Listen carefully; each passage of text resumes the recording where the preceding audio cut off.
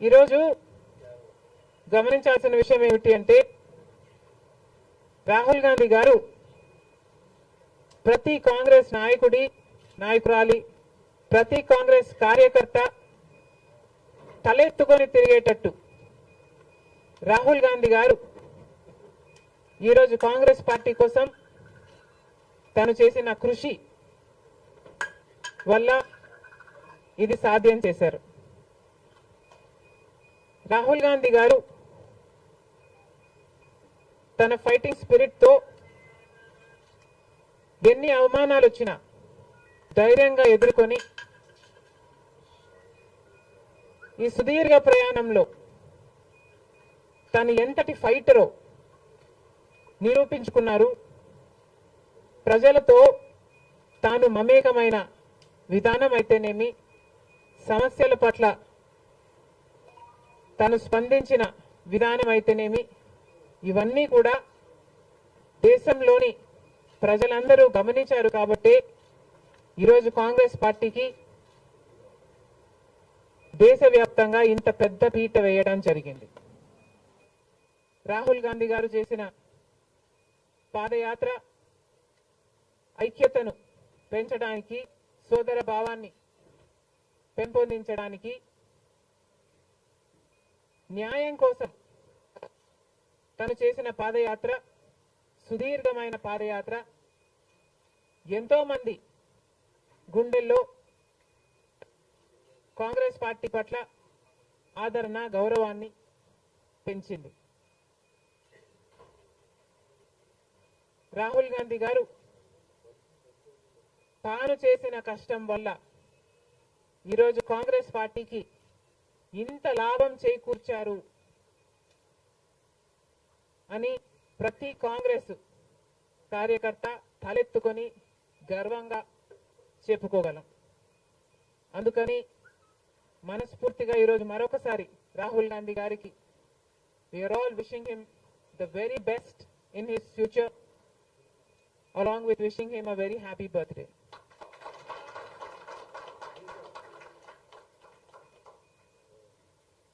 अब की बार 400 पार అంది బీజేపీ పార్టీ. అలాంటి పార్టీ కూడా ఈరోజు చిటికలు పడేటట్టు చేయగలిగింది రాహుల్ గాంధీ గారు, ఇండియా బ్లాక్. అందుకు గాను దేశ ప్రజలందరూ కూడా రాహుల్ గాంధీ గారిని అభినందించక తప్పదు.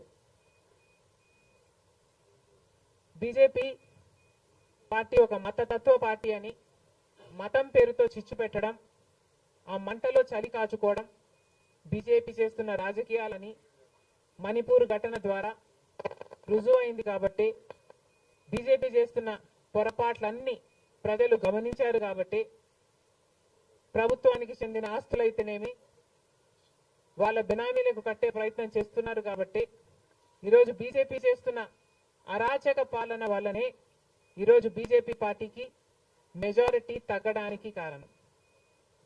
ఇంకొంచెం ఉంటే ఆల్మోస్ట్ బీజేపీ పార్టీ అసలు ప్రభుత్వమే ఏర్పాటు చేయలేని స్థితికి ఈరోజు బీజేపీ పార్టీ దిగజారిపోయింది. ఇలాంటి ప్రభుత్వం ఎన్ని రోజులు ఉంటుందో చెప్పలేని పరిస్థితి ఈరోజు ఉంది. కేంద్రంలో బీజేపీ పార్టీ అధికారంలో ఉంది అన్న మాటే తప్ప పవర్ మాత్రం ఈరోజు బీజేపీ చేతిలో లేకుండా పోయింది. ఎందుకంటే ఈరోజు బీజేపీ పార్టీ వాళ్ళ స్ట్రెంగ్త్ కోసం ఇతరుల మీద డిపెండ్ అయ్యే పరిస్థితి ఈరోజు బీజేపీ పార్టీకి కల్పించడంలో కాంగ్రెస్ పార్టీ, రాహుల్ గాంధీ గారు, ఇండియా బ్లాక్ సక్సెస్ అయ్యారు.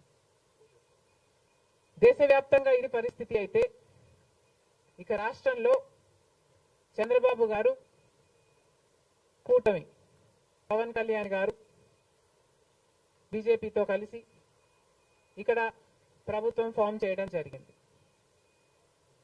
ఈసారి జరిగిన ఎన్నికలు రాష్ట్రంలో చాలా విచిత్రంగా, అన్ప్రెడిక్టబుల్ గా, అన్ప్రెసిడెంటెడ్ గా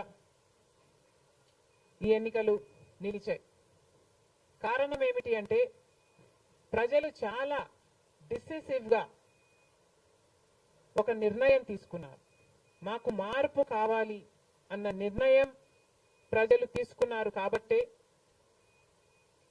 ఈ ఎన్నికలు ఒకే డిసిషన్ మీద ఆధారపడి జరిగిన ఎన్నికలు. For Jagan, against Jagan. ఇది ఒకటే డిసిషన్ గా ఈ ఎన్నికలు నిలిచాయి. For Jagan or against Jagan. Against Jagan అన్న మార్పు కావాలి అన్న ఈ గట్టి డిసిషన్ ప్రజలు తీసుకున్నారు కాబట్టి ఈరోజు వాళ్ళ ఓటు వేస్ట్ కాకూడదు అన్నట్టుగా చాలా డిసిసివ్ గా they voted with a vengeance for change. ఇది అవునన్నా కాదన్నా ఇది వాస్తవం. కేవలం అంత గట్టి నిర్ణయం ప్రజలు తీసుకుని మార్పు కావాలి అన్న అంత గట్టి డిసిజన్ తీసుకున్నారు కాబట్టి ఇన్ ద ప్రాసెస్ ఈరోజు కాంగ్రెస్ పార్టీ కూడా అనుకున్న మేరకు పర్ఫామ్ చేయలేకపోయింది. కాంగ్రెస్ పార్టీ కూడా కేవలం నెల రోజుల ముందు సర్వే చేస్తే Congress party vote share between 6 to 7% ఉంది. దాన్ని మేము కష్టపడి పనిచేస్తే నేనే స్వయంగా 64 కాన్స్టిట్యుయెన్సీల్లో క్యాంపెయిన్ చేయడం కూడా జరిగింది. వీటన్నిటితో కనీసం 8% దాటుతుంది అని కాంగ్రెస్ పార్టీ ధీమాగా ఉంటే అది కూడా జరగలేదు. కారణం ఏమిటి అంటే ప్రజలు చాలా డిసిసివ్ గా వాళ్ళ ఓటు వేస్ట్ కాకూడదు, ప్రభుత్వం ఎలాగైనా మారాలి, మేము మార్చాలి అన్న డిసిషన్ తీసుకున్నారు కాబట్టి ప్రజలు కాంగ్రెస్ పార్టీకి కూడా ఓటు వేయడానికి ఆలోచన చేయడం జరిగింది. ఏది ఏమైనా కాంగ్రెస్ పార్టీ ప్రజల గుండెల్లో స్థానం సంపాదించుకోవడం మొదలుపెట్టింది. ఇది ఇలాగే అంచెలంచెలుగా పెరుగుతూ పోతుంది. రాహుల్ గాంధీ గారి నాయకత్వంలో మేమందరం కూడా కష్టపడి పనిచేయడానికి సిద్ధంగా ఉన్నాం.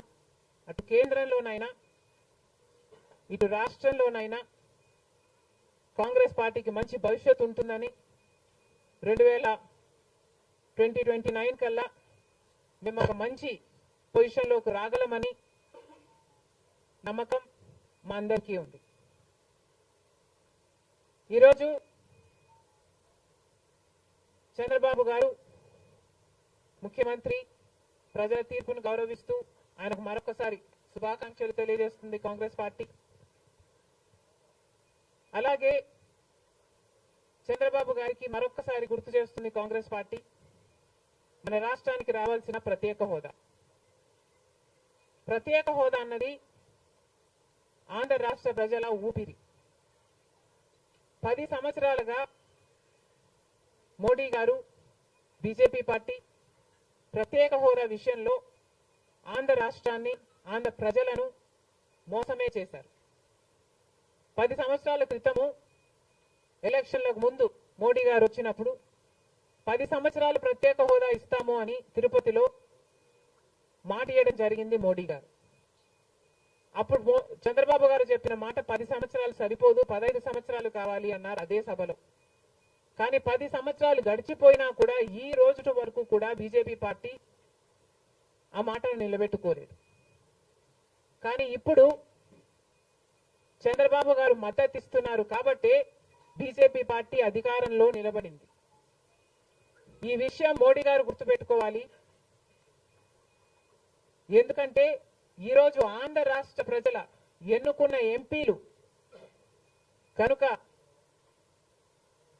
బీజేపీ పార్టీకి చంద్రబాబు గారు మద్దతు ఇవ్వకపోయి ఉంటే అసలు బీజేపీ పార్టీ అధికారంలో ఉండే ప్రసక్తే లేదు.